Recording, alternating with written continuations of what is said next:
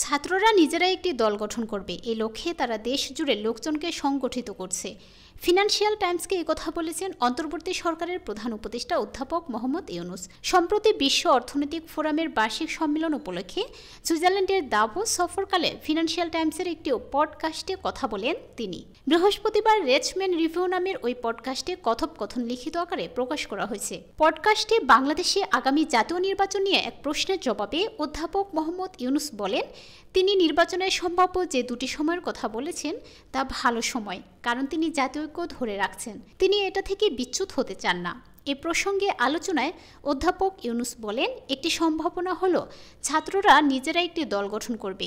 শুরুতে যখন তার উপদেষ্টা পরিষদ সভা গঠন করছে, তখন আমি 3 জন ছাত্রকে আমার উপদেষ্টা পরিষদে নিয়েছিলাম।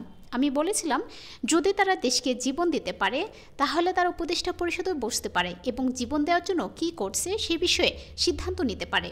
তারা ভালো কাজ করছে। এখন ছাত্ররা বলছে, কেন আপনি আমাদের নিজস্ব দল গঠন করেন না, আমরা একটা সুযোগ নেব। তারা বলেছে, আপনার কোনো সুযোগ নেই, এমনকি সংসদে আপনার একটু আসন থাকবে না। কেন? কারণ কেউ আপনাকে চেনে না। আমি তাদের বললাম, পুরো জাতি তাদেরকে চেনে, তারা যা করতে চায় সে বিষয়ে তাদেরকে একটা সুযোগ দেই, সুতরাং তারা এটা করবে।